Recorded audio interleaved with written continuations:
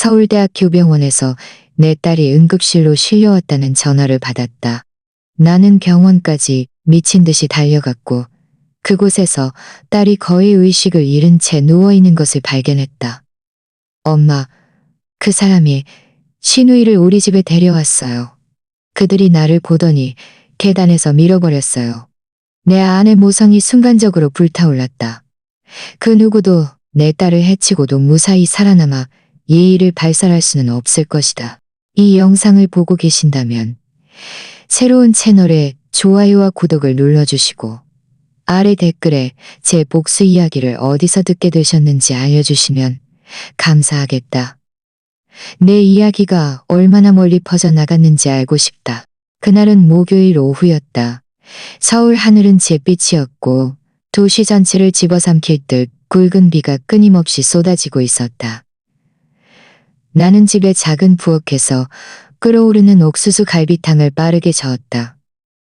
옥수수와 돼지고기, 향이 공기 중에 퍼져나갔다. 곧 우리가 먹게 될 따뜻한 저녁 식사를 생각하며 나는 미소 지었다.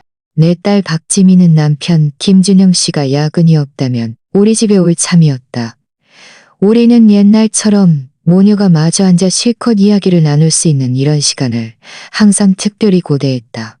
지민이가 어렸을 때 늘 내게 매달려 이야기를 해달라고 졸랐던 것처럼 말이다. 부엌 선반 위에 낡은 라디오에서는 매일 매글나게 라디오에서는 윙윙거리는 소리와 함께 뉴스가 흘러나왔다. 아나운서는 경부고속도로에서 교통사고가 발생했다고 언급했다. 화면에는 서울대학교 병원에서 걸려온 낯선 번호가 표시되었다. 내 심장이 쿵 하고 떨어졌지만 나는 분명 잘못 걸려온 전화일 거라고 스스로에게 말했다. 전화를 받자마자 수화기 너머로 젊은 여성의 긴장된 목소리가 들려왔다.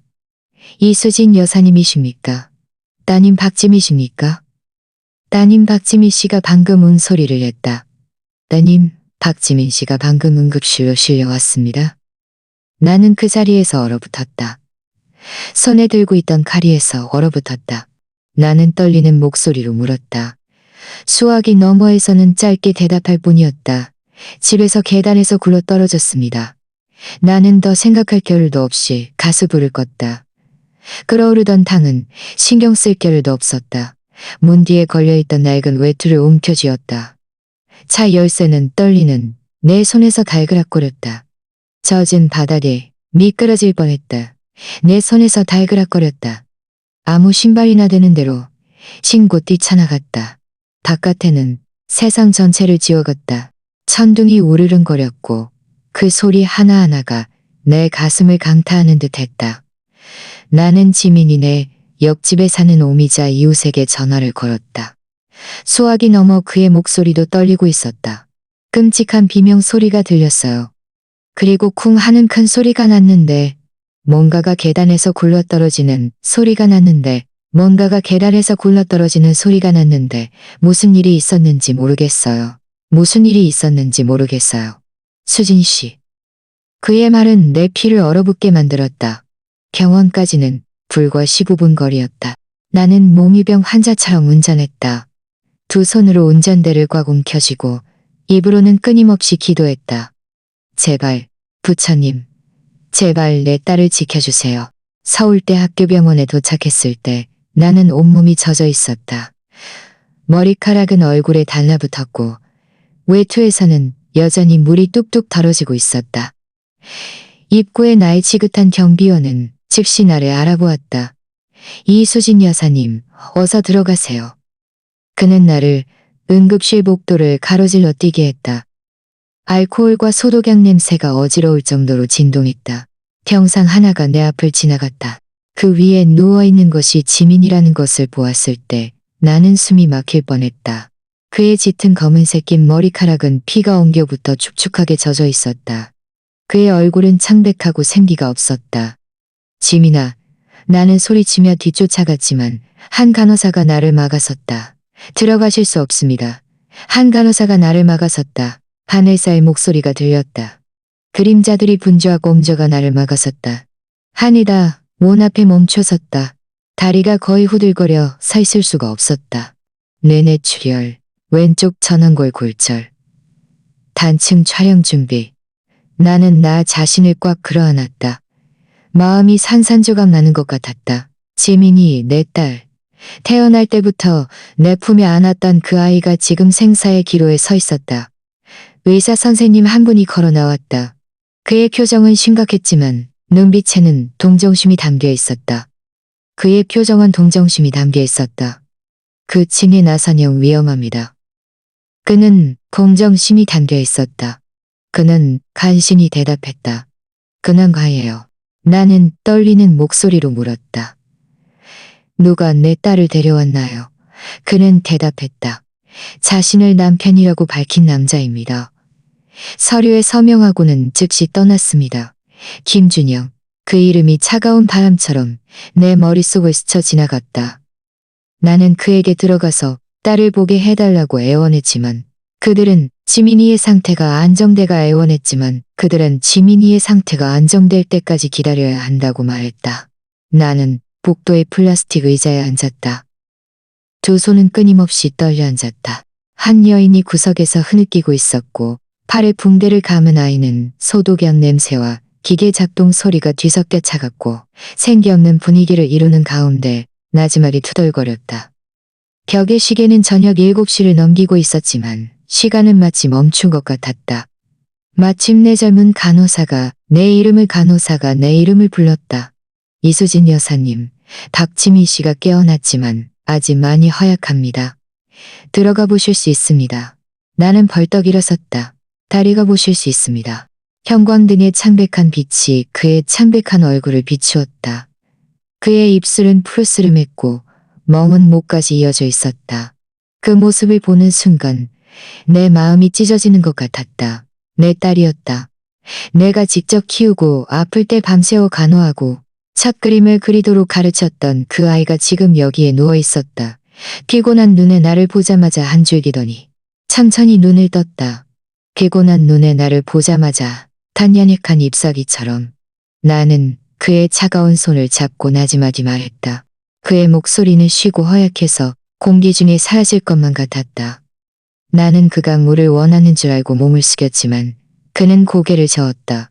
지민이는 내 손을 가볍게 쥐었다. 그의 차가운 손가락은 나를 오싹하게 만들었다.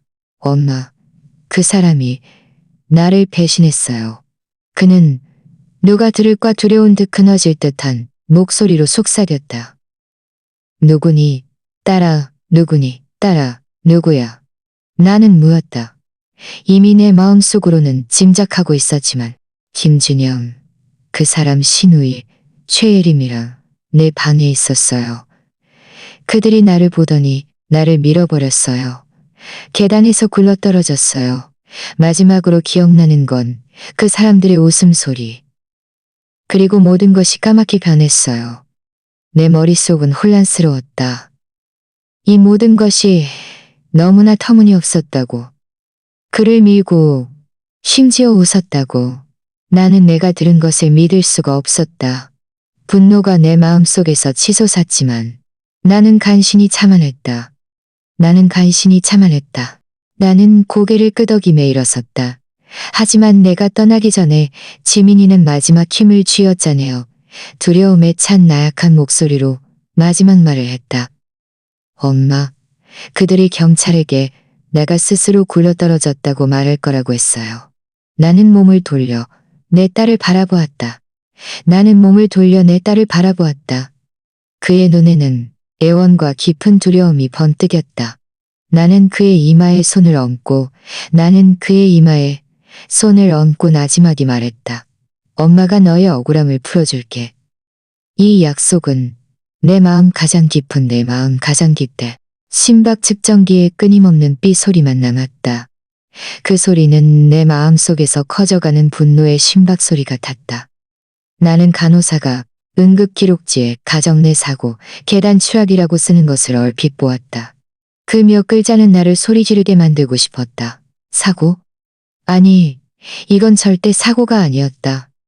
그리고 복도 끝의 사고가 아니었다.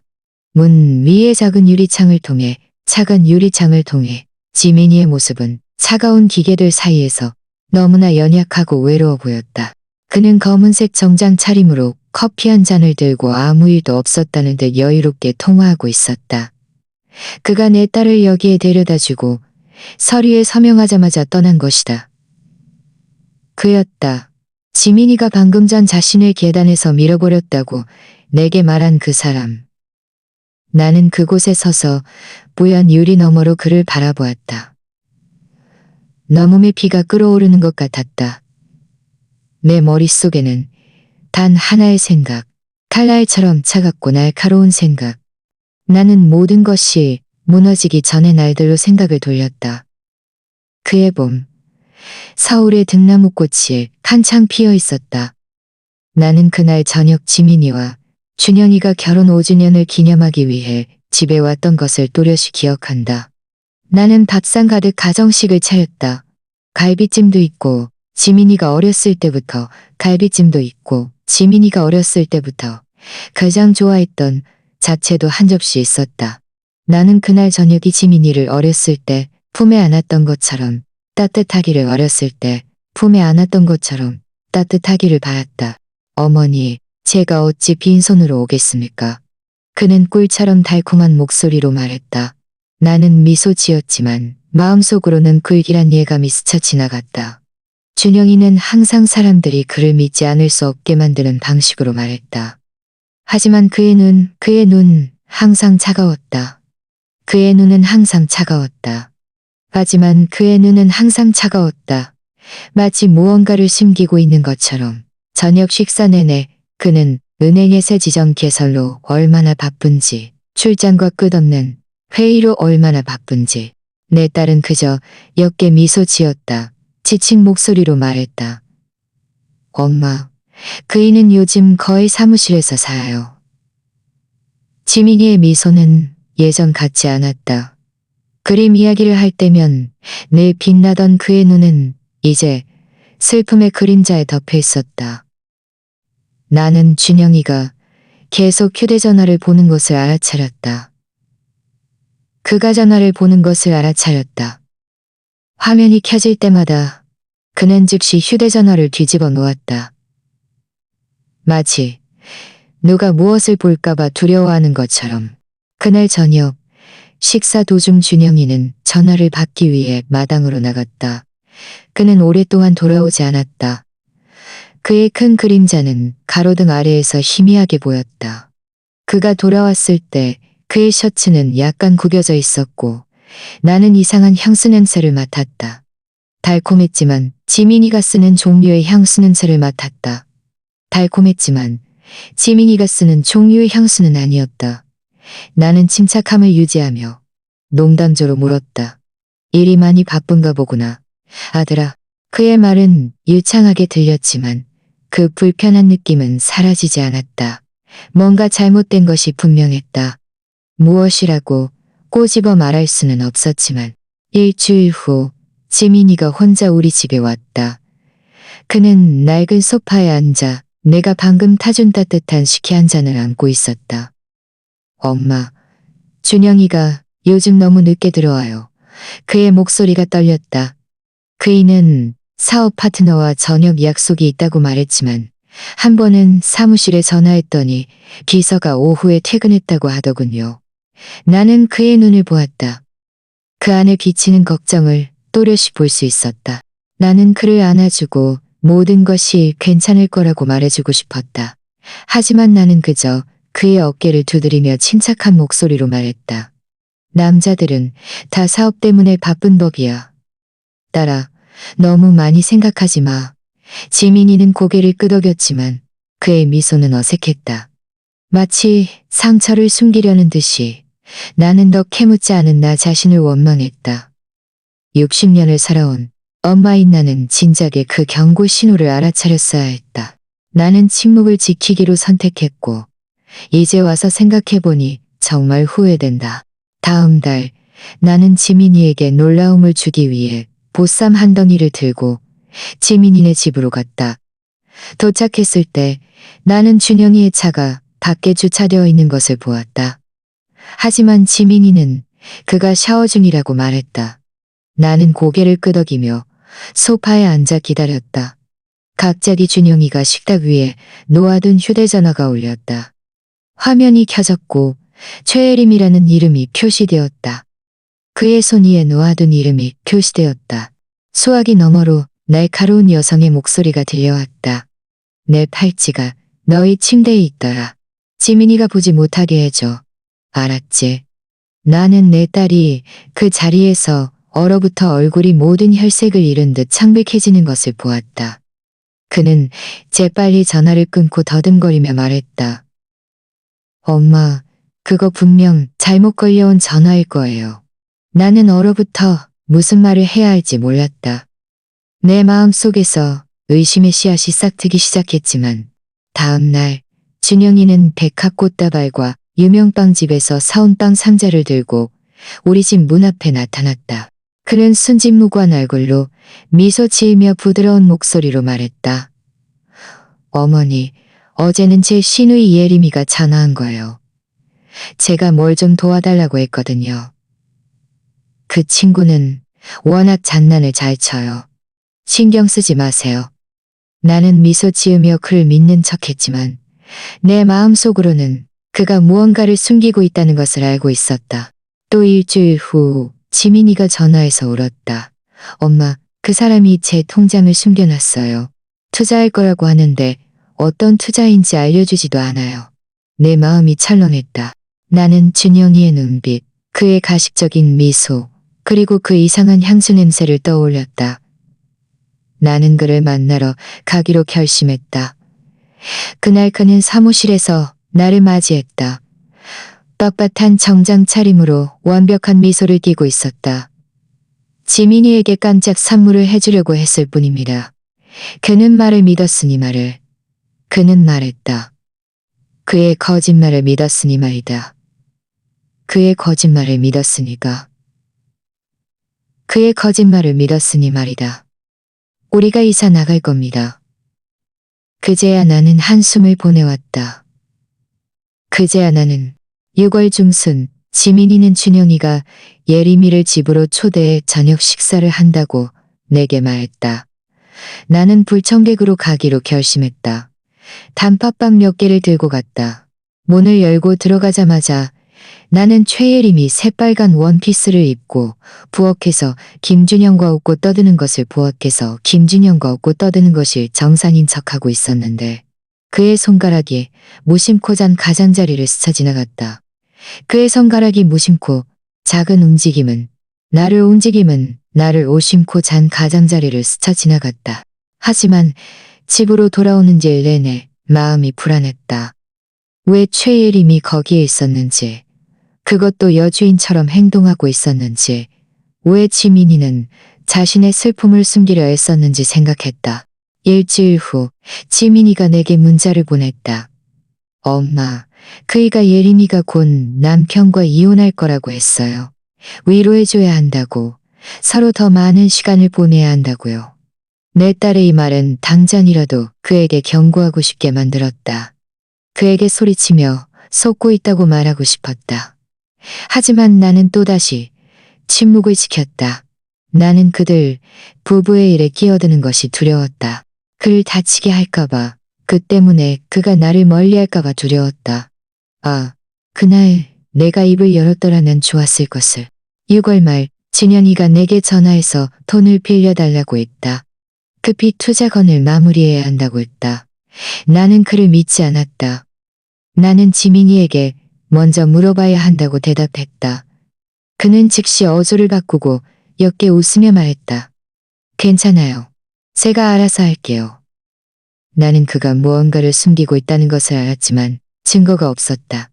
나에게는 오직 엄마로서의 직감만 있었고 그 직감은 점점 더 강해지고 있었고 7월 8일 아침 8시 20분 내 휴대전화가 진동했다. 엄마, 오늘 방 청소하다가 옷장에서 여자 외투를 발견했어요. 당장이라도 그에게 전화하고 싶었지만 바깥에 비가 너무 많이 와서 신호가 계속 끊겼다. 나는 그저 휴대전화 화면을 응시할 수가 계속 끊겼다. 나는 그저 내가서 휴대전화 화면을 응시할 수밖에 없었다. 큰 바위가 내 가슴을 짓누르는 것 같았다. 대략 1일시경 오미자 아주머니는 그 시머니는, 그 시면이는 그 시경, 오미자 아주머니는 그니를 시경. 이제 나는 텅 빈 부엌에 혼자 앉아 휴대전화를 열고 지민이의 마지막 문자를 다시 읽었다. 다 입력되지 못한 글자들은 마치 영원히 전달되지 못한 구조, 신호 같았다. 엄마, 그이가 뭔가 숨기고 있는 것 같아요. 만약 제게 무슨 일이 있는 것 같아요. 만약 제발 엄마, 제게 무슨 일이 생긴다면 제발 엄마, 나는 휴대전화를 꽉 움켜쥐었다. 눈물이 뺨을 타고 흘러내렸다. 눈물이 뺨을 타고 흘러내렸다. 모든 단서들이 눈앞에 너무나 명확하게 펼쳐져 있었다. 나는 나 자신을 증오했다. 엄마가 어떻게 자기 딸이 그런 위험에 빠지는 것을 보고만 있을 수 있었을까? 다음 날 아침, 서울의 비는 그쳤지만 공기는 여전히 습하고 무거웠다. 나는 날이 밝기도 전에 일어났다. 따뜻한 커피 한 주전자를 끓이고 유명 빵집에 빵 몇 개를 싸서 병원에 가져갈 준비를 했다. 가장 중요한 순간에 지민이를 그렇게 정성껏 돌봐준 간호사들에게 주고 싶었다. 6시 반에 서울대학교 병원 로비에 발을 들였을 때 그 소독약 냄새가 다시 코를 찔러 전날 밤의 공포를 상기시켰다. 하지만 오늘은 나는 비 속에서 무너지던 그 엄마가 아니었다. 나는 한 걸음 한 걸음 천천히 걸었다. 마음은 아팠지만 발걸음은 단호했다. 나는 앞으로 닥칠 모든 일에 맞서기 위해 침착해야 한다는 것을 알았다. 로비에서 나는 준영이가 서 있는 것을 보았다. 흠잡을 데 없는 회색 정장 차림에 흰 백합 꽃다발을 들고 있었다. 그는 박선우 의사와 이야기하고 있었는데 자신감 있고 침착한 어주였다. 완벽한 남편 그 자체였다. 그는 나를 보자마자 다가왔다.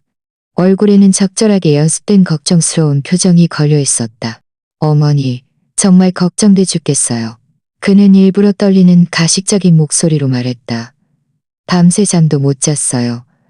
나는 그의 눈을 보았다. 한 줄기 진실함을 찾으려 했었지만 텅 빈 시선만이 보였다. 그의 말은 따뜻하게 들렸지만 그의 눈은 차가웠다. 마치 이미 외울 대로 외운 대본을 연기하는 것처럼.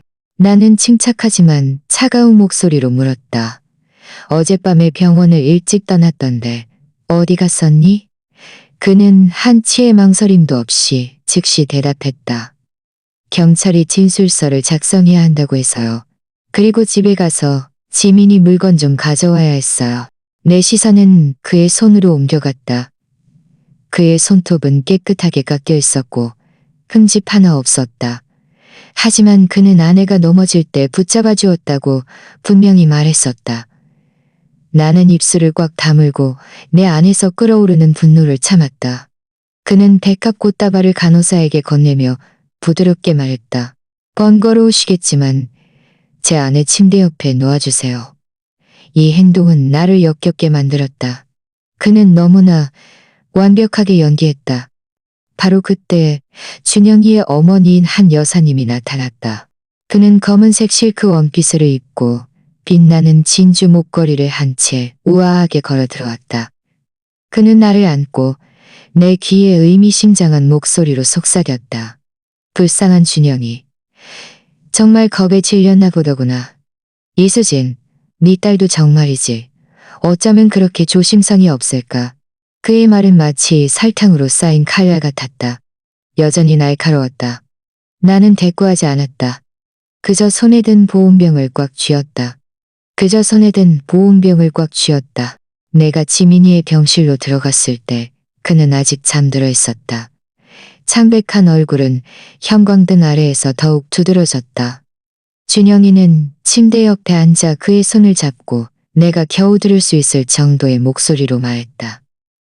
여보, 깨어나. 나 왔어. 나는 몇 걸음 떨어진 곳에 서서 그를 바라보았다. 그의 눈에는 고통도 두려움도 없었다. 그의 눈에는 고통도 두려움도 없었다. 그는 마치 내가 이 연극의 유일한 관객인 것처럼 그가 정말 내가 나이가 많다고 해서 속이기 쉽고 만만하게 볼 것이라고 생각하는 걸까? 젊은 간호사가 들어와 활력 징후를 확인했다. 준영이는 즉시 걱정스러운 표정을 지으며 물었다. 의사 선생님이 제 아내가 언제 퇴원할 수 있을지 말씀해 주셨나요? 간호사는 며칠 더 관찰해야 한다고 대답했다. 그는 실망한 표정으로 한숨을 쉬었다. 아, 정말 곤란하네. 사무실에 일이 산더미처럼 쌓여 있는데. 아, 나는 그가 계속 일을 언급하는 것을 알아차렸다. 하지만 그의 휴대전화는 계속 일을 언급하는 것을 알아차렸다. 나는 눈꼬리로 화면에 최혜림이라고 표시되는 것을 얼핏 보았다. 그는 거의 놀란 듯한 빠른 동작으로 즉시 휴대전화를 껐다. 나는 못 본 척했지만 내 마음속으로는 그 최혜림이 누구인지 분명히 알고 있었다. 한 여사님은 달콤한 목소리로 말했다. 수진 씨, 제가 제 며느리를 돌볼게요. 당신은 정말 피곤해 보이니 집에 가서 좀 쉬세요. 나는 그의 눈을 보며 단호하게 대답했다. 아니요, 저는 여기 있을 거예요. 제 딸이 저를 필요로 해요. 그는 불쾌한 듯 입술을 삐죽거렸고 눈에는 짜증이 스쳐 지나갔다. 그리고는 몸을 숙여 준영이에게 귓속말을 했다. 그는 고개를 끄덕였다. 마치 그들이 내가 알 수 없는 비밀을 공유하는 것처럼. 나는 주먹을 꽉 쥐었다. 손톱이 살을 파고들었지만 얼굴에는 옅은 미소를 유지했다.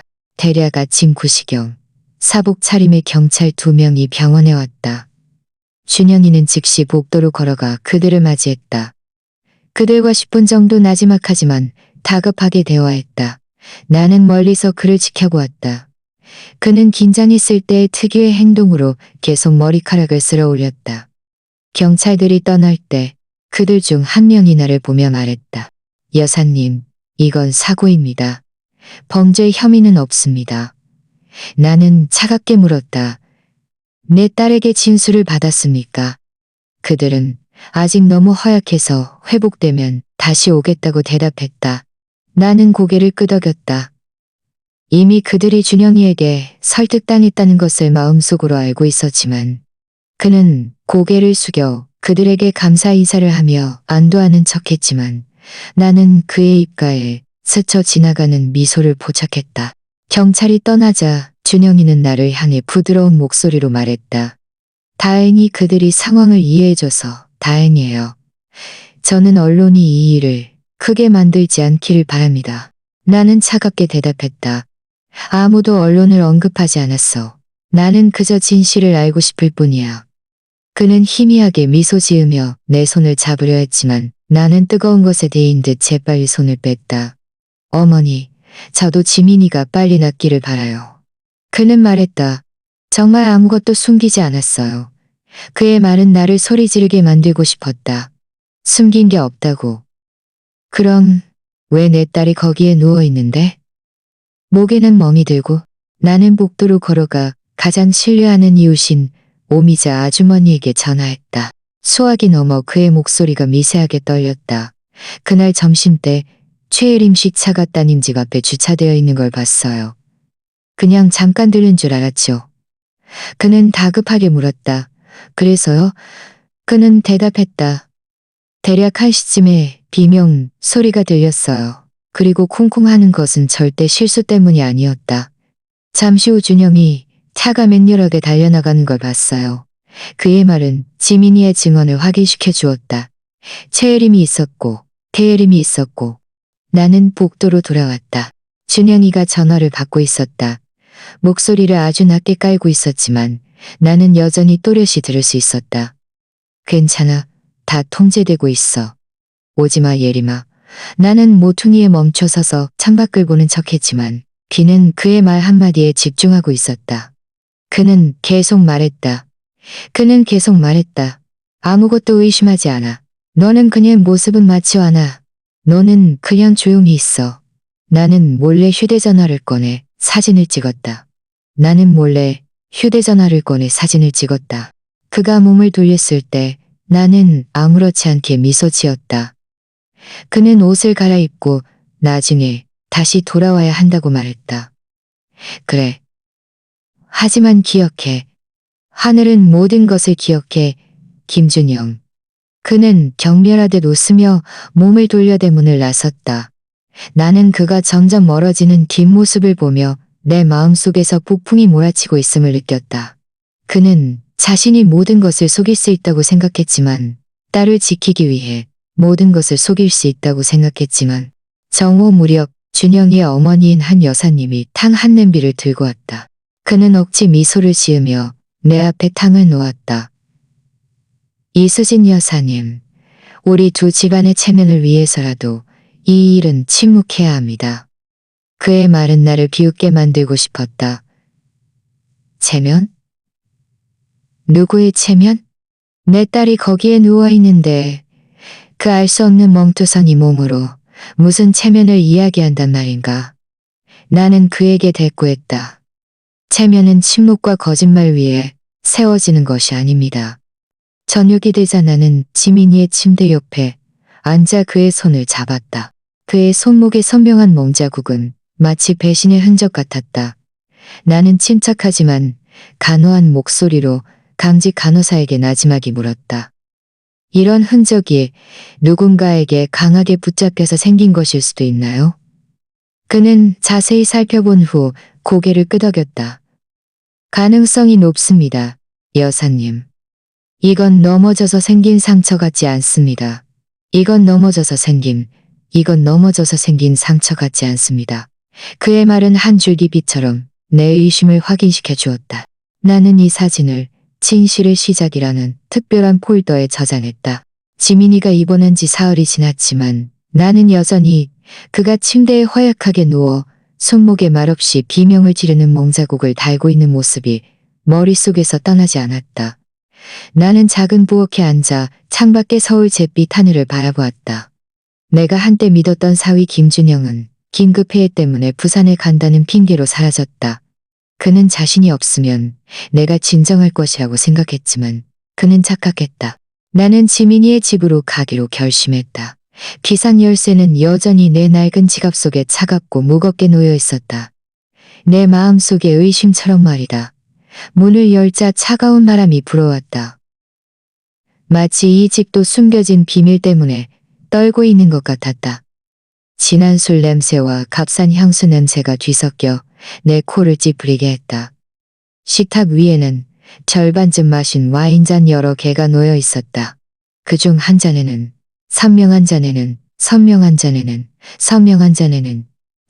잔에는 지민이가 굴러떨어진 나선형 계단 밑에서 나는 몇 조각의 깨진 유리 조각들이 창문으로 들어오는 희미한 빛 아래 반짝이는 것을 보았다. 멀지 않은 곳에 이미 말라붙은 핏자국이 있었다. 내 딸의 눈물처럼 나무 바닥에 응고되어 있었다. 나는 무릎을 꿇고 떨리는 손가락으로 그 핏자국을 만졌다. 지민아, 미안해.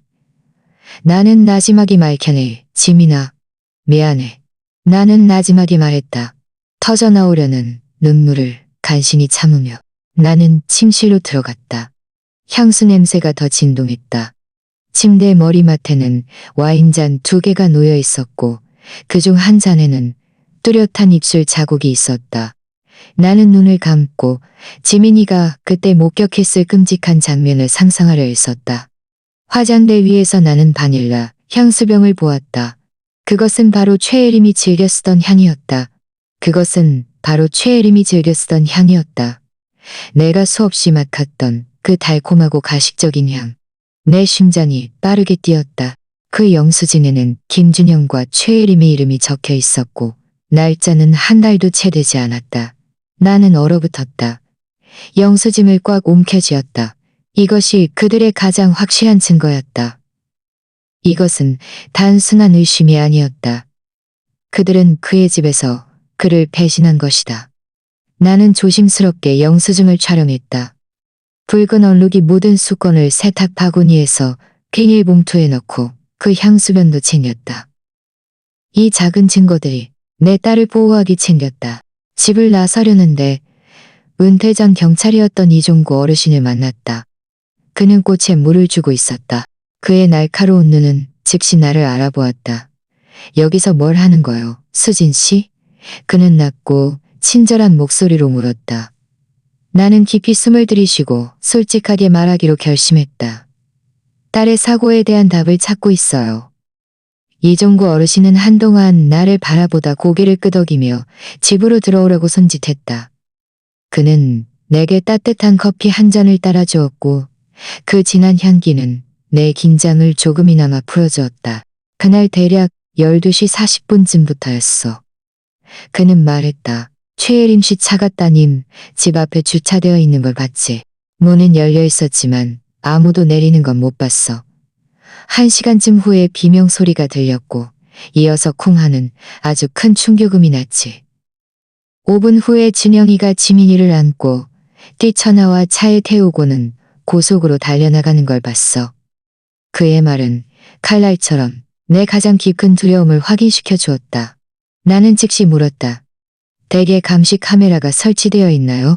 그는 고개를 끄덕였다. 물론이지. 우리는 그의 낡은 컴퓨터 앞에 앉았다. 화면에 감시 카메라 영상이 나타났다.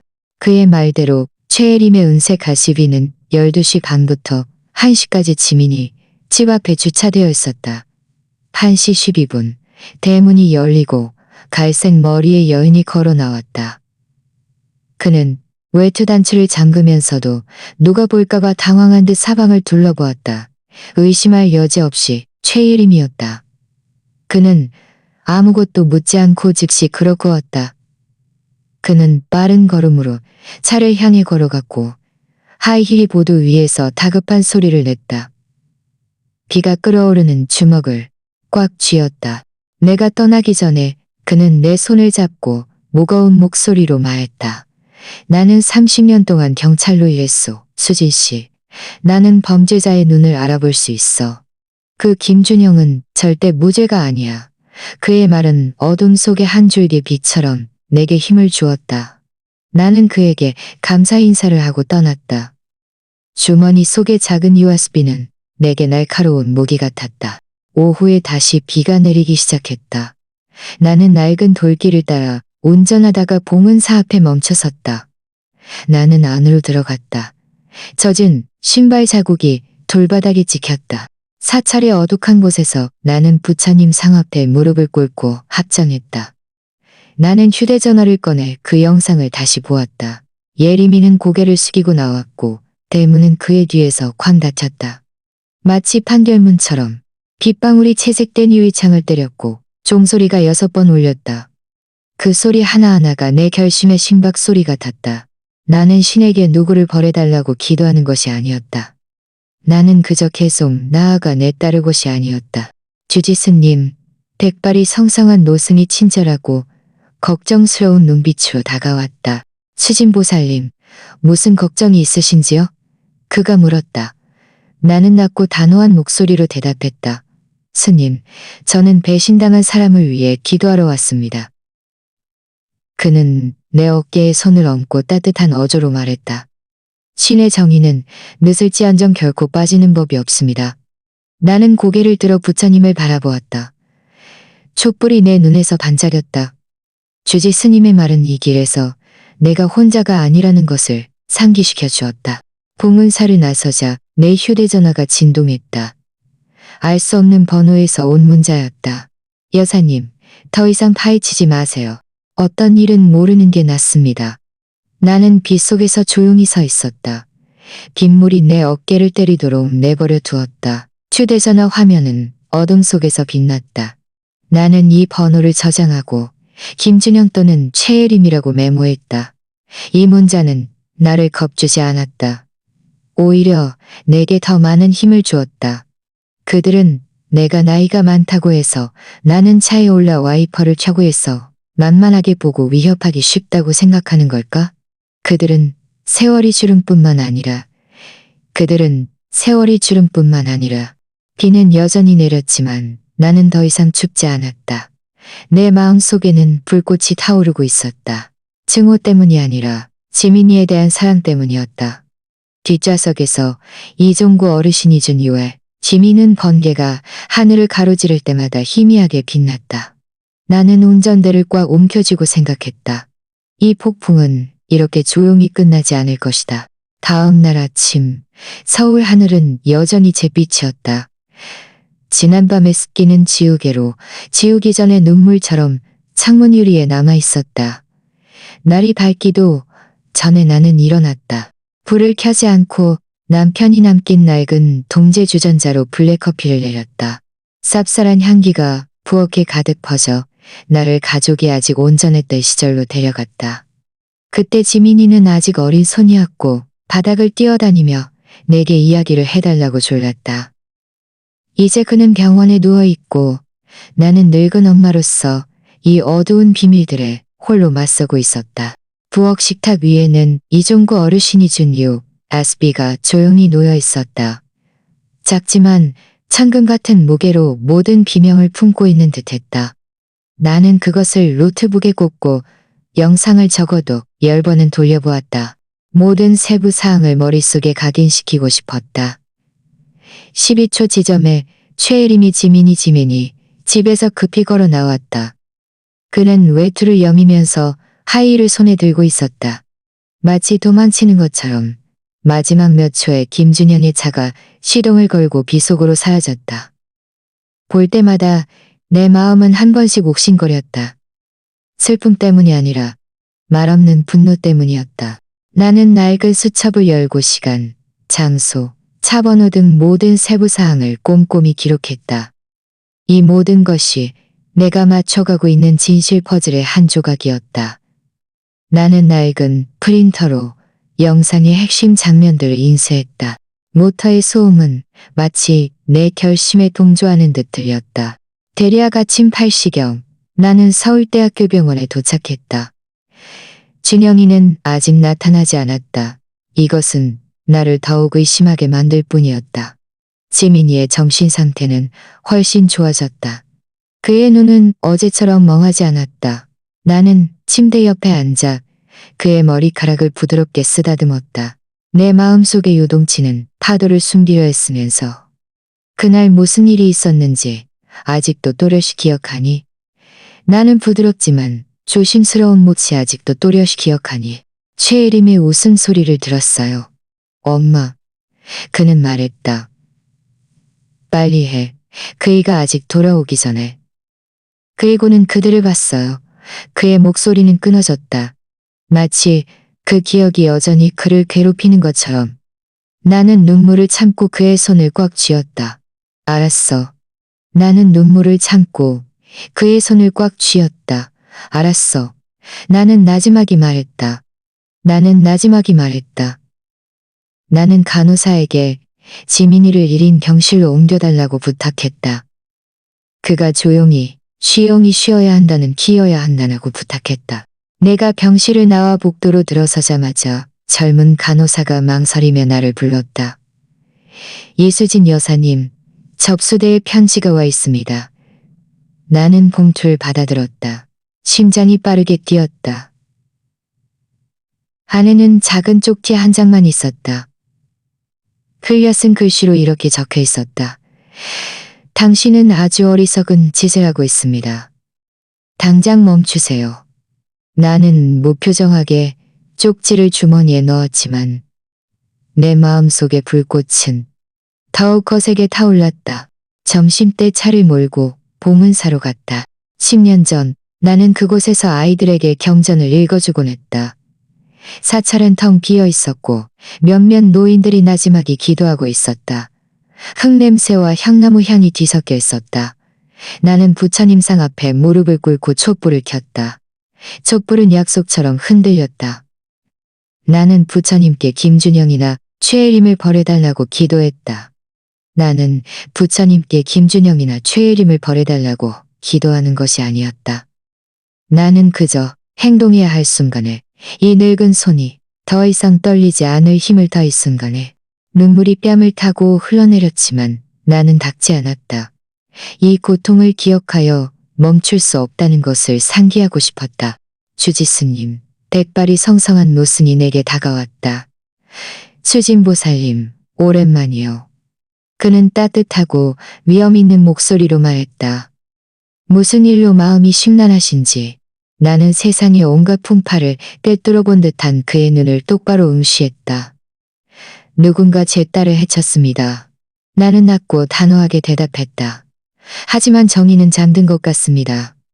주지 스님은 한동안 나를 바라보다가 천천히 말했다. 증오가 보살님의 눈을 가리지 않도록 하세요. 나는 고개를 끄덕이며 일어섰다. 그의 말이 내게 힘을 주는 것 같았다. 불단 옆을 지나다가 나는 펼쳐진 경전 한 권을 보았다. 한 구절이 내 눈에 들어왔다. 진리가 너희를 자유롭게 하리라. 나는 휴대전화로 이 구절을 찍었다. 마치 예언처럼. 사찰 마당에서 나는 이종구 어르신을 다시 만났다. 그는 갖고 온 빵 한 바구니를 들고 신에게 바치러 가는 중이었다. 주름진 얼굴에는 인자한 미소가 걸려 있었다. 나는 그에게 방금 받은 협박 편지 이야기를 했다. 목소리에는 내 걱정이 역력했다. 그는 눈살을 찌푸렸다. 전직 경찰의 날카로운 눈빛이 번뜩였다. 그들은 분명 당신을 감시하고 있어. 조심해서 드나드시오. 수진 씨. 그는 내게 작은 쪽지를 건넸다. 거기에는 종로에서 탐정 사무소를 운영하는 강탐정이라는 사람의 전화번호가 적혀 있었다. 이 강탐정은 믿을 수 있는 사람이니 그가 당신을 도와줄 거야. 그날 오후 나는 아래층 카페로 갔다. 오래된 돌벽이 있는 작고 따뜻한 가게였다. 강탐정은 이미 그곳에서 나를 기다리고 있었다. 그는 짧은 머리에 깔끔해 보였고 눈빛은 날카로웠다. 그는 본론부터 말했다. 이 두 사람의 행적과 고정된 일정을 확인해달라는 말씀이십니까? 나는 고개를 끄덕였다. 나는 그에게 USB, 인쇄된 영상 캡처 사진 몇 장, 그리고 김준영의 집 주소를 건넸다. 그들은 돈 많고 배경 있는 사람들입니다. 나는 무거운 목소리로 말했다. 저는 아주 확실한 증거가 필요해요.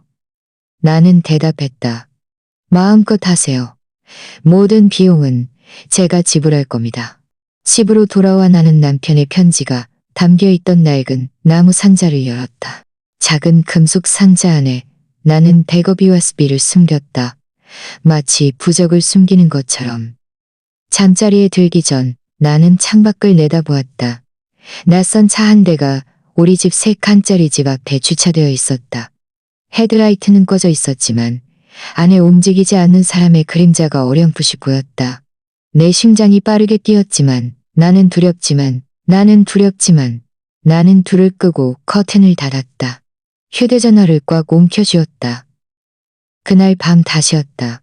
탐정사무소 강탐정에게 메시지를 받은 지 이틀 후 나는 작은 부엌에 앉아 있었다. 희미한 불빛이 식탁 위에 USB를 비추었다. 강탐정의 메시지는 짧았지만 칼날처럼 날카로웠다. 최예림은 매주 화요일과 금요일 오후에 김준영 집에 들러 1시간 이상 머뭅니다. 사진 이상 머뭅니다. 사진 이상 머뭅니다. 사진 있습니다. 나는 그가 보낸 파일을 열었다. 최예림이 김준영의 집에서 나오는 사진을 보았을 때, 내 심장이 한 박자를 보았을 때, 내 심장이 한 박자에 그의 얼굴에는 누가 볼까봐 두려워하는 듯한 당황한 기색이 스쳐 지나갔다. 나는 강탐정에게 답장하지 않았다. 그저 사진을 물증이라는 또 다른 폴더에 저장할 뿐이었다. 사진 한 장 한 장이 퍼즐 조각이었고 나는 내 딸을 보호하기 위해 진실을 조금씩 맞춰가고 있었다. 그날 오후 휴대전화가 울렸다. 준영이었다. 그의 늘 달콤하고 가식적인 목소리가 들려왔다. 오늘 지민이를 보러 병원에 갔어요. 그런데 간호사가 많이 피곤하다고 하더군요.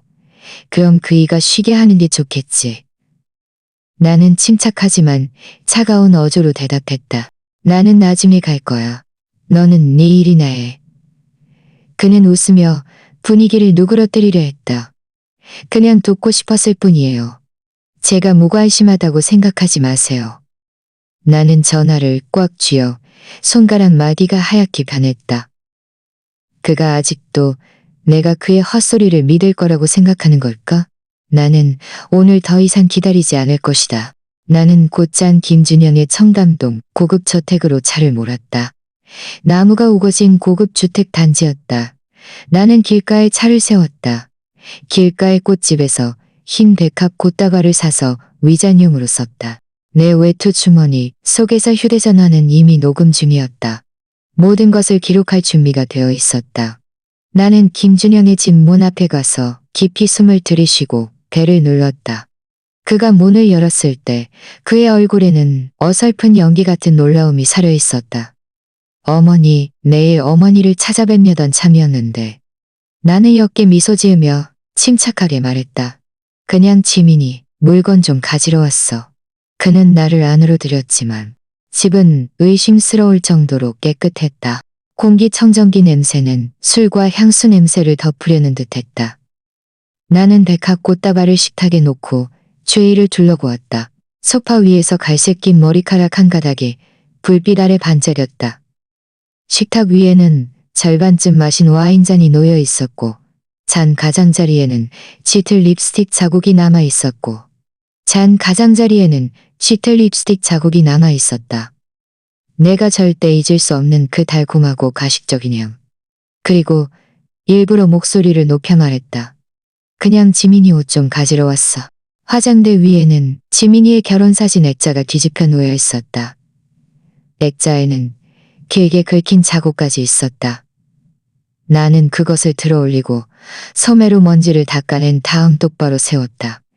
마치 그에게 지민이가 여전히 이 집의 안주인임을 상기시키는 것처럼. 준영이는 문틀에 기대어 팔짱을 낀 채 내 것을 주족을 감시하고 있었다.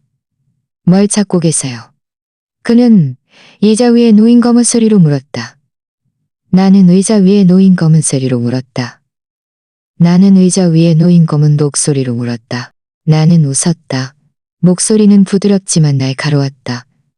우리 시어머니가 이런 스타일을 쓰시는 걸 기억 못하는데 그래도 참 예쁘네. 그는 침묵했고 시선을 돌렸다. 뭘 좀 마실래요? 커피 한 잔 타줄까요? 그는 다급하게 화제를 바꾸려 했다. 나는 의자에 앉아 가방을 열고 휴대전화 녹음 기능이 여전히 작동하는지 확인했다. 나는 반격을 시작하기로 결심했다. 내 딸이 넘어지기 전에 집에서 여자 목소리를 들었다고 하더구나. 나는 그의 눈을 똑바로 응시하며 말했다. 그날 누가 왔는지 알고 있니? 그는 고개를 돌리며 평소보다 높은 음조로 대답했다. 아무도 안 왔어요. 지민이가 착각한 거예요. 요즘 스트레스가 너무 심해서 그래요. 나는 고개를 갸웃거리며 천천히 말했다. 스트레스가 너무 심해서 스스로 계단에서 굴러떨어진다고? 그는 긴장한 듯 웃었다. 그는 긴장한 듯 웃었다. 그는 단호하게 대답했다. 여자들은 가끔 그럴 때도 있어요. 아마 수면제를 먹어서 어지러워 비틀거렸을 수도 있죠. 나는 그를 똑바로 응시했다. 하지만 바로 그때 뒷문이 살짝 움직였다. 나는 고개를 돌렸다. 최예림이 그곳에 서 있었다. 손에는 와인잔을 들고 머리카락은 흩어져 있었고 흰색 남방 셔츠를 입고 있었는데 단추마저 잘못 채워져 있었다. 방 안의 공기는 순간적으로 얼어붙었다. 예림이는 어색하게 웃었다. 이런 식으로 준영이 옆에 있어주는구나. 이수진 아주머니, 안녕하세요. 그냥 준영이 옆에 있으러 왔어요. 저희 둘 다 너무 피곤해서요. 엄마, 오해하지 마세요. 저희는 그냥 이야기하고 있었을 뿐이에요. 나는 대답하지 않았다. 나는 식탁 위에 백합 꽃다발을 들고 꽃다발 속에서 휴대전화를 꺼내 스피커폰 버튼을 눌렀다. 강탐정의 목소리가 녹음 속에서 또렷이 울려 퍼졌다. 최예림 씨는 저녁 6시 45분에 김준영 씨 집에서 나왔습니다. 1시간 반 동안 그 안에 머물렀습니다. 그들 둘 다 얼어붙었다. 최예림의 얼굴은 순간적으로 창백해졌고 준영이는 한 발 뒤로 물러서며 더듬거렸다. 엄마, 뭘 하는 거예요? 나는 다음 녹음 파일을 재생했다. 준영이가 병원 복도에서 전화 통화하는 목소리가 방 안에 울려 퍼졌다. 오지마, 예림아. 그이가 이미 의심하기 시작했어. 그는 얼어붙었다. 눈에는 공포가 가득했다. 최예림의 손이 떨렸다. 와인잔이 바닥에 떨어져 산산조각 났다. 와인은 피처럼 번져나갔다. 천장에 희미한 불빛을 반사하며 나는 천천히 말했다. 목소리는 안정적이고 날카로웠다. 준영이는 한 걸음 더 내게 다가왔다. 목소리에는 공격성이 담겨 있었다. 지금 저를 위협하는 겁니까? 어머니? 나는 그의 눈을 보았다. 아니, 나는 그저 너희가 직접 한 말을 기록하고 있을 뿐이야. 나는 몸을 굽혀 깨진 유리조각 하나를 주워 식탁 위에 놓았다. 경고처럼. 그들 둘 다 침묵했다. 움직이지도 못했다. 나는 몸을 돌려대문으로 향했다. 뒤도 돌아보지 않고 말했다. 아직 양심이 조금이라도 있다면 자수할 준비나 해. 2번은 말하지 않을 거야. 마당에는 가랑비가 내리기 시작했다. 나는 차에 올라 방금 저장한 녹음 파일을 열었다. 완벽한 진실이라고 이름 붙였다. 차가 시동을 걸 때 나는 백미러로 최예림을 보았다. 그는 그곳에 서서 몸을 떨고 있었다. 팔로 자신을 감싸고 있었다. 준영이는 바닥에 주저앉아 두 손으로 얼굴을 감싸고 있었다. 마치 그의 완벽한 연극이 방금 무너져 내린 것처럼. 나는 곧장 병원으로 향했다. 마음은 이전보다 훨씬 더 편안했다. 이번에는 내가 그들에게 큰 타격을 주었다는 것을 알았다. 김준영의 집에서 그 긴장된 대치 이틀 후 나는 새로운 결심을 안고 서울대학교 병원으로 돌아왔다. 지민이의 상태는 많이 좋아졌지만 여전히 허약했다. 나는 그의 침대 옆에 앉아 손을 잡았다. 나는 의사 선생님께 그가 빨리 퇴원하여 집에서 요양할 수 있도록 해달라고 부탁했다. 네 집에서 편히 쉬게 해주고 싶어. 나는 부드럽지만 단호한 목소리로 내 딸에게 말했다. 의사 선생님은 지민이가 필요한 모든 보살핌을 받을 수 있도록 내가 보장해야 한다는 조건으로 동의했다. 나는 고개를 끄덕였다. 우리가 집에 돌아왔을 때 이웃들이 우리를 찾아왔다. 이 암울한 날들 동안 내가 거의 잊고 있었던 인간적인 따뜻함을 안고서 오미자 아주머니는 따뜻한 닭곰탕 한 냄비를 들고 왔고 고수와 레몬 향이 온 방에 가득 퍼졌다. 그리고 지민이는 며칠 만에 처음으로 미소를 지었다. 이종구 어르신은 인자한 미소를 띠고 갖고 온 당류를 띠고 갖고 온 빵 한 바구니를 식탁에 놓았다. 엄마, 그냥 이 모든 것이 빨리 끝났으면 좋겠어요. 그는 지민이를 바라보았다. 눈에는 인이를 바라보았다. 나는 그의 눈을 보았다. 아픔은 여전히 있었지만 한 줄기 희망의 빛도 보았다. 끝날 거야. 나는 단호하게 대답했다. 하지만 올바른 방식으로 끝나야 해. 그날 오후 나는 김준영의 어머니인 한 여사님에게 전화했다. 내 목소리는 아주 침착했다. 마치 평범한 가족 저녁 식사에 초대하는 것처럼. 이번 주 금요일 저녁에 우리 집으로 가족 모두를 초대하고 싶어요. 지민이를 위해 함께 기도해요. 수학이 넘어 그는 잠시 망설였다. 목소리가 약간 떨렸다. 하지만 준영이는 너무 바빠요. 나는 그를 끊었다. 여전히 친절한 어조를 유지하며 그냥 저녁 식사해요. 그에게 직접 고마움을 표하고 싶어요. 제 딸을 병원에 데려다 주었으니까요. 몇 초간의 침묵 후 그는 동의했다. 그리고 최예림도 함께 데려오겠다고 했다. 그러면 더 시끌벅적할 거라고. 나는 전화기에 대고 미소 지었다. 과는 정하기에 대고 미소 지었다. 그는 즉시 답장했다. 꼭 가겠소. 그는 내 마음속에서는 이미 계획이 구체화되고 있었다. 나는 이종구 어르신에게 문자를 보냈다. 내일 저녁. 나는 다음 날 아침 내내 그 운명의 저녁 식사를 준비하는 데 보냈다. 지민이가 어렸을 때부터 가장 좋아했던 잡채를 만들었다. 향긋한 송편을 빚었고 신선한 토마토와 양파를 곁들인 오이무침도 준비했다. 그리고 따뜻한 식혜한 주전자를 끓였다. 나는 식탁에 긴 나무 식탁을 닦고 하얀 레이스 식탁고를 깔았다. 작은 촛불을 깔았다. 작은 촛불을 깔았다. 부처님 상을 정중앙에 놓았다. 말없는 증인으로 삼기 위해서였다.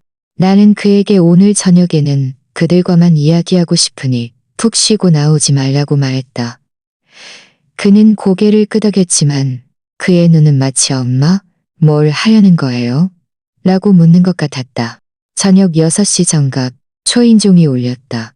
빳빳한 검은색 정장 차림에 예의 바른 미소가 걸려 있었지만 눈빛에는 긴장이 역력했다. 한 여사님은 그의 옆을 걸어왔다. 여전히 그 거만한 기풍을 띠고 있었고 진주 목걸이가 반짝였다. 하지만 그의 얼굴에는 뚜렷한 불안감이 드러났다. 몸에 꼭 맞는 흰색 원피스를 입고 있었다. 그의 진한 바닐라 향수 냄새가 온만히 퍼졌다. 나는 옅은 미소로 그들을 맞이했다. 와주셔서 감사합니다. 지민이를 위해 함께 기도해요. 나는 그들을 식당으로 안내했다. 촛불이 부처님 상을 비추어 따뜻하고 엄숙한 분위기를 조성했다. 모두가 식탁에 둘러앉아 나는 술을 따르고 나지막이 말했다. 식사 전에 이웃이 보내준 영상을 보여드리고 싶습니다. 함께 보면서 진실이 밝혀지기를 기도해요. 준영이는 눈살을 찌푸렸다. 목소리는 약간 굳어 있었다. 무슨 영상이요, 어머니. 나는 대답하지 않고 TV를 켜고 이종구 어르신이 준 USB를 꽂았다. 화면에 흐릿한 영상이 나타났다. 지민이 집 앞에 주차된 최예림의 은색 SUV. 이어서 그의 모습이 급히 걸어 나오는 것이 보였다. 손에는 신발을 들고 있었고 누가 볼까봐 뒤를 돌아보며 걸었다. 영상이 재생되는 딸깍거리는 소리가 이 조용한 방을 가득 채웠다. 거짓된 침묵을 깨는 쇠망치 소리처럼 한 여사님의 얼굴은 순간적으로 창백해졌다. 그는 최예림을 향해 몸을 돌렸다. 목소리가 떨렸다. 네 차 맞지? 그거.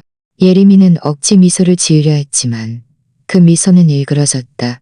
그냥 지나가다 지민이를 잠깐 보러 들렀을 뿐이에요. 나는 그가 계속 말하게 두지 않았다. 나는 두 번째 영상으로 전환했다. 준영이가 병원에서 전화 통화하는 녹음 속 차가운 목소리가 울려 퍼졌다. 오지마, 예림아. 그이가 이미 의심하기 시작했어. 준영이는 벌떡 일어섰다. 얼굴이 새빨개졌다. 엄마, 저를 녹음한 거예요?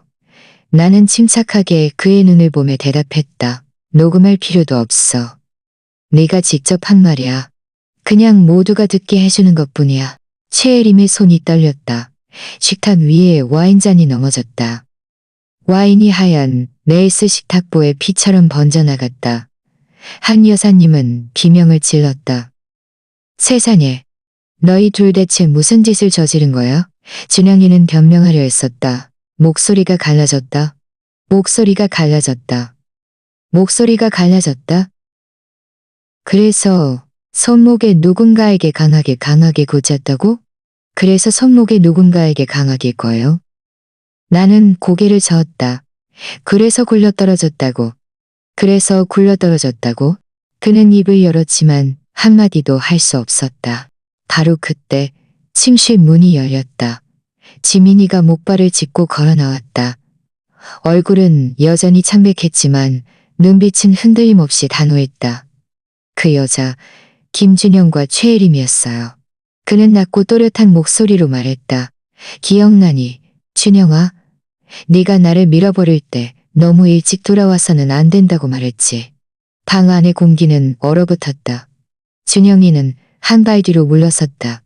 얼굴은 종이처럼 창백했다. 마치 이 진실을 감당할 수 없는 것처럼. 나는 울지 않았다. 그저 그곳에 서서 조용히 그들을 바라보았다. 마음속에 큰 돌덩이가 마침내 내려앉는 것 같았다. 대문이 갑자기 밀려 열렸다. 이종구 어르신이 경찰 2명을 데리고 들어왔다. 그중 한 명은 최 형사였다. 예전에 내게 범죄 혐의가 없다고 말했던 그 사람이었다. 이종구 어르신은 USB를 그에게 건네며 무거운 목소리로 말했다.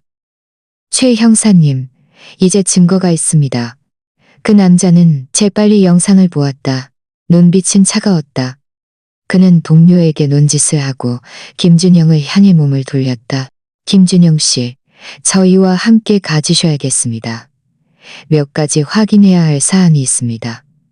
준영이는 당황하여 소리쳤다. 저는 아무 잘못도 안 했어요. 엄마, 빨리 그들에게 진실을 말해줘요. 한 여사님은 그저 의자에 힘없이 주저앉아 한마디도 할 수 없었다. 그의 목에 걸린 진주 목걸이는 그저 의잔을 들어 올렸다. 그의 목에 걸린 잔을 들어 올렸다. 그의 목에 걸린 진주 목걸이는 준영이를 쫓아가려 했지만 경찰에게 저지당했다. 나는 부드럽지만 모두가 들을 수 있는 목소리로 말했다. 이 저녁 식사는 용서를 위한 것이 아니라 마무리를 위한 것입니다. 준영이가 경찰차에 태워졌을 때 빨간색과 파란색 경광등이 우리 집에 침묵하는 벽 위에서 번쩍였다. 사이렌 소리는 가랑비 소리와 뒤섞여 슬픈 멜로디를 이루었다. 나는 문 앞에 서서 그의 모습이 어둠 속으로 사라지는 것을 지켜보았다. 이웃들은 모두 대문 앞에 모여 수군거렸다. 저 김준영 씨가 정말 잡혀간 거야? 몇몇인 휴대전화를 들고 이 순간을 촬영하려 했다. 한 여사님은 울면서 기자들을 쫓아내려 애원했다. 찍지 마세요. 이건 단순한 가족 문제예요. 하지만 그의 목소리는 떨리고 있었다. 마치 그 자신도 그 말을 믿지 않는 것처럼. 최일임은 의자에 주저앉았다. 얼굴은 창백했고 화장은 다 번져 있었다. 그는 두 손으로 머리를 감싸고 있었다. 마치 현실에서 도피하려는 것처럼. 최 형사가 심각한 표정으로 내게 다가왔다. 더 많은 증거가 있으십니까? 나는 묵묵히 신라호텔 영수증 사본과 강 탐정이 찍은 사진들을 건넸다. 최예림이 그의 셔츠를 입고 와인병을 들고 준영이의 집에서 나오는 사진들이었다. 그는 사진들을 한 장 확인하고 고개를 끄덕였다. 충분합니다. 그들은 취조실에서 모든 것을 제대로 설명해야 할 겁니다. 나는 대답하지 않고 그가 준영이와 최예림을 데리고 떠나는 것을 지켜보았다. 집 안에는 촛불, 지게림을 데리고 떠나는 것을 지켜보았다. 식탁 위에서 촛불이 타오르는 소리만 남았다. 식탁은 난장판이었다. 나는 침착하게 대답했다. 저는 그저 엄마로서 해야 할 일을 했을 뿐이에요. 지민이가 목발을 짚고 걸어와 나를 꽉 안았다. 그의 몸은 여전히 떨리고 있었지만 그의 포옹은 따뜻했다. 마치 마침내 안전하다고 말해주는 것처럼. 나는 그의 등을 부드럽게 토닥였다. 이제 편히 잘 수 있을 거야. 한 여사님이 다가왔다. 눈은 붉게 부어 있었고 목소리는 쉬어 있었다. 이수진 여사님, 제발 우리 집안의 명예를 더 이상 훼손하지 말아주세요. 나는 그의 눈을 차갑게 응시하며 나는 그저 진실이 스스로 말하게 했을 뿐이에요. 그는 고개를 숙이고 아무 말 없이 운전사를 따라갔다. 그의 모습은 비 속으로 사라졌다. 마치 밤 속으로 사라지는 그림자처럼. 그날 저녁 나와 지민이는 함께 식탁을 치웠다. 그는 바닥에 깨진 유리 조각들을 주웠다. 그의 손에는 아직 붕대가 감겨 있었다. 그거 만지지 마. 내가 할게. 내가 했다. 지민이는 고개를 저었다. 나지막하지만 단호하게 말했다. 괜찮아요, 엄마. 이 거짓말의 잔해들을 제 손으로 치우고 싶어요. 나는 그를 바라보았다. 마음속에는 자부심과 아픔이 교차했다. 내 지민이. 상처받았지만 내가 생각했던 것보다 훨씬 강했다. 바깥에는 다시 비가 내리기 시작했다. 멀리서 찬동 소리가 들렸다. 폭풍은 지나갔지만 그 흔적은 여전히 남아있음을 상기시키는 듯했다. 나는 모든 불을 껐다. 나는 모든 불을 껐다. 식탁 위에 촛불을 하나만 남겨두었다. 흔들리는 촛불은 벽에 우리 모녀의 그림자를 비추었다. 흔들리는 지민이 옆에 없다. 하나로 합쳐진 그림자. 하나로 합쳐진 그림자. 지민이는 고개를 저었다. 눈물이 뺨을 타고 흘러내렸다. 엄마, 엄마는 저를 위해 모든 것을 해주셨어요. 알아요. 다음 날 아침 한섬일보 일면에는 은행 고위 간부, 아내 중상의 혐의로 체포, 내연녀는 처제라는 기사가 실렸다. 제목은 굵은 검은색 글씨였고 준영이가 경찰차에 태워지는 사진이 함께 실렸다. 나는 신문을 적어 식탁 위에 놓았다. 아무 말도 하지 않았다. 더 이상 볼 필요가 없었다. 진실은 이미 밝혀졌다. 이것이 내가 원했던 것이다. 정오 무렵 탐정사무소의 강탐정에게 전화가 왔다. 경찰이 녹음과 영상 모두 유효하다고 확인했다는 소식이었다. 준영이는 여전히 부인했지만 최혜림은 이미 협조하기 시작했다고 했다. 나는 침착한 목소리로 대답했다. 그들이 무슨 말을 하든 상관없어요. 저는 그들이 더 이상 제 딸을 해칠 기회가 없기를 바랄 뿐이에요. 강탐정은 수화기 너머로 옅게 웃었다. 이수진 여사님은 정말 존경스러운 어머니입니다. 나는 웃지 않았다. 그날 오후 나와 지민이는 보문사로 갔다. 사찰마당은 여전히 텅 비어 있었고 희미한 향냄새가 났다. 주지 스님의 온화한 눈빛이 우리를 바라보았다. 정의가 찾아왔는가, 내 아이들아? 나는 대답했다. 네 스님, 정의는 법정에서만 오는 것이 아니죠. 우리는 부처님 상 앞에 향을 피웠다. 지민이는 무릎을 꿇고 기도했다. 나는 그의 뒤에 서서 흔들리는 촛불이 그의 얼굴을 비추는 것을 보았다. 며칠 만에 처음으로 나는 그가 이렇게 펴음으로 나는 그가 이렇게 펴음으로 나는 그가 이렇게 보문사를 나서자 몇몇 사람들이 우리를 쳐다보았다. 한 아주머니가 나지막이 말했다. 저분이 바로 그 복수를 이룬 엄마래. 나는 대꾸하지 않고 지민이의 손을 잡고 계속 걸어갔다. 집에 돌아오자 식탁 위에 작은 봉투가 놓여 있었다. 보낸 사람 이름은 없었다. 안에는 급히 쓴 쪽지 한 장이 있었다. 죄송합니다. 죄송합니다. 당신이 옳았습니다. 아무도 당신의 딸을 해치고도 편히 잠들 수 없습니다. 당신이 옳았습니다. 비록 너무 늦었지만 대혜림의 사과가 필요 없 기뻤다. 촛불 아래에서 제가 날아 흩어지는 것을 보면서 그날 밤 지민이는 평소보다 많이 먹었다. 그의 미소는 더 밝아졌다. 비록 아직 약간 허약했지만 나는 마당으로 가서 서양의 달빛 아래 흰 장미 한 그루를 심었다. 약속처럼 이제부터 모든 것이 새로울 것이다. 이종구 어르신이 소주 한 병을 들고 우리를 찾아왔다. 정의를 위한 건배. 나는 잔 2개를 따르고 4잔을 들을 따르고 4잔을 들었다. 승리를 위한 것입니다. 우리는 잔을 부딪혔다. 한밤중에 나는 책상에 앉아 일기를 썼다. 사고 후 17일째. 내 딸은 안전하다. 정의는 늦었지만 찾아왔다. 바깥에는 매미 소리가 들리고 하늘은 별로 가득한 맑은 밤이었다. 나는 수첩을 닫고 마지막 촛불을 껐다. 잠자리에 들기 전 나는 하늘을 바라보며 나지막이 말했다. 그 누구도 내 딸을 건드리고도 편히 잠들 수 없을 것이다. 만약 또 누가 감히 그런다면 나는 여기에 있다. 김준영이 체포된 지 일주일 후 나는 작은 부엌에서 바구니를 준비하고 있었다. 신선한 망고 주스와 유명 빵집에서 갖고 온 따뜻한 빵이 담겨 있었다. 지민이는 이미 서울대학교 병원 재활의학과 병실로 옮겨졌다. 나는 매일 아침 일찍 가서 지난날의 평화로운 삶의 맛을 조금이나마 그에게 가져다 주어 위로했다. 나는 병실로 들어갔다. 지민이가 침대에 앉아 있었다. 눈빛은 더 활기차고 뺨은 혈색이 돋았다. 나는 그의 검은 긴 머리카락을 빗어 비달리본으로 묶어주었다. 그리고 침대 머리맡에 힘대 머리맡에 희복 속도가 정말 빠릅니다. 그것은 그가 어렸을 때부터 가장 좋아했던 꽃이었다. 어렸을 때 그는 늘 마당에서 나를 쫓아다니며 이 모든 것이 강한 어머니 덕분입니다. 나는 온화하게 대답했다. 정의도 좋은 약이죠. 의사 선생님. 그는 고개를 끄덕였다. 내가 사랑뿐만 아니라 나 자신과의 약속 때문에 한 일이라는 것을 이해하는 듯이. 점심때 이종구 어르신이 한성일보를 들고 나를 찾아왔다. 그는 신문을 내게 건네며 일면 제목을 가리켰다. 불륜 커플 조사 착수, 피해자 기적적으로 회복. 제목 아래에는 멀리서 몰래 찍은 지민이의 사진이 있었다.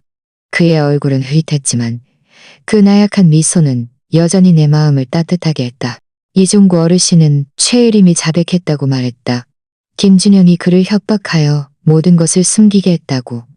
나는 고개를 끄덕이며 신문을 훑어보았지만 진지하게 읽지는 않았다.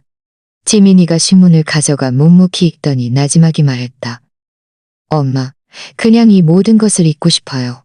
나는 그의 손을 잡았다. 그의 따뜻한 손가락의 온기가 느껴졌다. 잊는다고 용서하는 것은 아니지만 너는 계속 살아가야 해. 간호부장이 들어와 지민이의 상태가 계속 안정적이면 내일 퇴원할 수 있다고 알렸다. 나는 그에게 감사 인사를 하고 복도로 나가 오미자 아주머니에게 전화했다. 아직 번호를 누르기도 전에 휴대전화가 진동했다. 내가 전화를 받자 수화기 너머로 최예림의 울음소리가 들려왔다. 저를 용서이가 들려왔다. 저를 용서이가 들려왔다. 저는 지민이를 해치려던 게 아니었어요. 저는 그냥 판사가 아니지만 나보다 먼저 하늘이 너의 말을 들을 것이다. 그는 김준영이 제 인생을 망칠까봐 두려웠어요. 그리고 차갑 두려웠어요. 저는 이미 서울을 떠났어요. 다시는 돌아오지 않을 거예요. 나는 전화를 끊었다. 병원 창밖을 내다보았다. 기둘기들이 여전히 축축한 지붕 위에 앉아 있었다. 흐린 하늘은 마치 비가 한 번도 내린 적 없는 것처럼 보였다. 나는 지민이가 계단에서 굴러떨어졌다는 소식을 들었던 그날을 떠올렸다. 그 진한 소독약 냄새, 심박 측정기의 끊임없는 소리, 그리고 끊임없이 내리던 그 폭우. 오후에 지민이는 간호사의 도움을 받아 첫 발걸음을 내디뎠다. 나는 그를 부축하며 한 걸음 내디뎠다. 마음속에는 만감이 교차했다. 간호사가 웃었다. 마치 어린아이에게 다시 걷는 법을 가르치는 것 같네요. 나는 대답했다. 가끔 어른들도 다시 일어서는 법을 배워야 하죠. 저녁이 되자 주황색 노을이 병실 전체를 물들였다. 흰 백합꽃잎은 황금빛으로 물들었다. 멀리서 보문사의 종소리가 울려 퍼졌다. 그 소리 하나하나가 지난 날을 상기시키는 듯했다. 지민이는 창밖을 바라보며 나지막이 말했다. 엄마, 그 사람은 얼마나 갇혀 있을까요? 나는 단호하게 대답했다. 충분히 오랫동안. 매일 밤 종소리를 들을 때마다 그가 저지른 일을 떠올릴 만큼 충분히 오랫동안. 그는 고개를 끄덕였다. 더 이상 말하지 않았지만 나는 그의 어깨가 편안해지는 것을 보았다.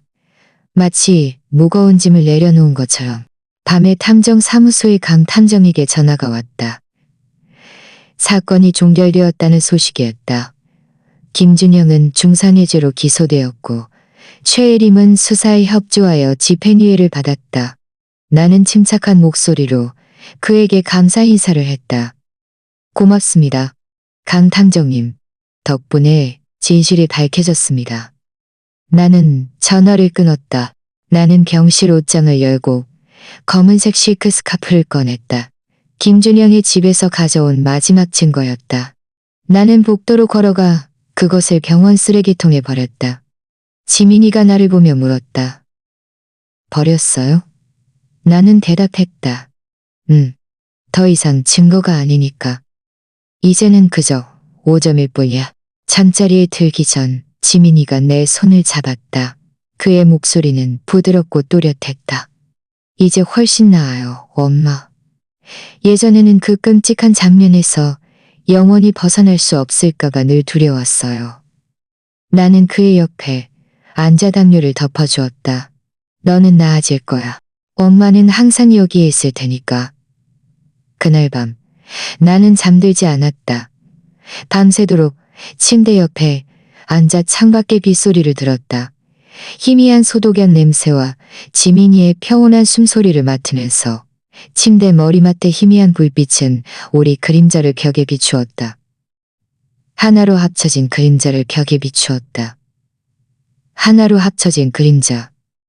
우리는 항상 함께할 것이다.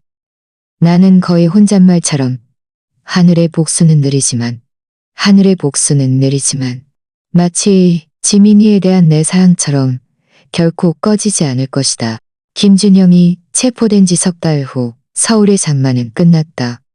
맑은 하늘이 남았고 지붕 위에는 진달래 꽃이 한창 피어 있었다. 나는 지민이의 작은 아파트로 이사했다. 지민이는 완전히 회복되었다. 그는 다시 미술 작업실을 열고 몸이 불편한 아이들을 가르치고 있었다. 매일 아침 나는 그가 이제 앞에 서서 아이들에게 다채로운 그림을 그리도록 지도하는 모습을 보았다. 그의 미소는 그 어느 때보다 밝았다. 나는 정원에서 채소를 심고 비둘기들에게 모이를 주며 낡은 라디오에서 흘러나오는 뉴스를 들었다. 어느 날 아침 나는 대문 앞에 흰 장미에 물을 주고 있었다. 라디오에서는 짧은 뉴스가 흘러나왔다. 전 은행고위 간부 김준영, 중상해죄로 징역 12년 선고. 나는 라디오를 끄고 나무 의자에 조용히 앉았다. 바람이 산을 스쳐 지나가는 소리만 들렸다. 나는 깊은 평온함을 느꼈다. 승리 때문이 아니라 마침내 내 딸에게 정의가 찾아왔기 때문이었다. 나는 눈을 감았다. 흙냄새를 맡으며 내 마음속 어딘가가 치유되기 시작하는 것을 느꼈다. 오후에 이종구 어르신이 소주 한 병을 들고 나를 찾아왔다. 수진보살님, 마침내 정의가 찾아왔소. 그는 말했다. 술병을 식탁에 놓으며. 하지만 당신 자신도 잘 돌보시오. 나는 미소 지었다. 작은 잔 2개를 따랐다. 이렇게 마음 편히 술을 마시는 건 수년 만에 처음이네요. 우리는 대문 아래 앉아 바삭한 꽈배기를 먹으며 하늘이 파란색에서 주황색으로 변하는 황혼을 바라보았다. 엄마는 식당을 여셔야 할 것 같아요. 다들 사장님 음식에서 정의의 맛이 난다고 할 거예요. 우리 셋은 모두 웃었다. 웃음소리는 맑은 공기와 어우러져 오래된 상처를 치유하는 멜로디 같았다. 다음 날 나는 재래시장에 갔다. 노점에는 오색 찬란한 채소와 과일이 가득했고 활기가 넘쳤다. 단골 꽃집 주인 김미영 씨가 멀리서 나를 불렀다. 수진 언니, 따님 퇴원했어요? 동네 사람들이 다 언니가 서울에서 가장 용감한 엄마라고 하던데요. 나는 미소 지으며 흰 장미 한 다발을 골고 대답했다. 저는 그저 엄마가 해야 할 일을 했을 뿐이에요. 집에 돌아와 나는 장미를 대문 앞에 심었다. 이수진 댁이라고 쓰인 나무 명패 바로 아래였다. 매일 아침 나는 물을 주고 이슬방울이 꽃잎을 미끄러져 내려 태양 아래 작은 진주처럼 반짝이는 것을 보았다. 어느 오후 나는 보낸 사람 이름이 없는 작은 봉투를 받았다. 안에는 최예림이 대전의 작은 재봉틀 가게에서 일하는 사진이 있었다. 그의 얼굴은 피곤해 보였지만 평화로웠다. 그의 능숙한 손은 바늘과 실을 쥐고 있었다. 사진 뒤에는 손글씨로 한 줄이 쓰여 있었다. 저는 제 잘못을 만회하기 위해 노력하고 있습니다. 제 인생을 완전히 망치지 않아 주셔서 감사합니다. 나는 사진을 접어 서랍에 넣었다. 아무에게도 말하지 않았다. 나는 최예림의 사과가 필요 없었다. 하지만 그가 새로운 길을 선택했다는 것을 알게 되어 기뻤다. 비록 이미 너무 늦었지만 밤에 지민이가 나를 마당으로 불렀다. 엄마, 저것 좀 봐요. 하늘에서는 청와대 상공에서 불꽃놀이가 터져 개천절을 축하하고 있었다.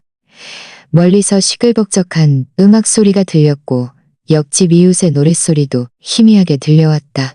나는 내 딸 옆에 서서 밤하늘을 밝히는 불꽃놀이를 바라보았다. 모든 고통이 마침내 마침표를 찍는 것 같았다. 집으로 들어왔을 때 나는 지민이가 그의 언니의 어린 딸을 재우고 있는 것을 보았다. 그 아이는 며칠 동안 우리 집에서 지내기 위해 온 것이었다. 나는 그 작은 아이를 보며 미소 지었다. 그는 더 이상 거짓말이 없는 세상에서 자랄 것이다. 그날 밤 나는 낡은 일기장을 열고 마지막 줄을 썼다. 사고 후 120일째. 비는 그쳤고 정의는 실현되었다. 박지민은 편안히 잠들어 있다. 나는 수첩을 닫고 불을 껐다. 대문으로 걸어 나갔다. 늙은 고양이 정구가 난간에서 잠들어 있었다. 공기 중에는 장미 향기가 떠다녔다. 멀리서 보훈사의 종소리가 9번 울렸다. 그 소리 하나하나가 평화를 위한 기도 같았다. 나는 남편이 남긴 나무 염주를 어루만지며 나지막이 말했다. 그 누구도 내 딸을 건드리고도 편히 잠들 수 없을 것이다. 산들바람이 뒤붕을 스쳐 지나갔다. 비 온 뒤 흙냄새를 가져왔다. 비 온 뒤 흙냄새를 가져왔다. 마치 자식을 위해 맞섰던 모든 어머니들의 영혼처럼. 방금 들으신 이 이야기는 당사자들의 사생활 보호를 위해 이야기 속 이름과 장소를 변경했습니다.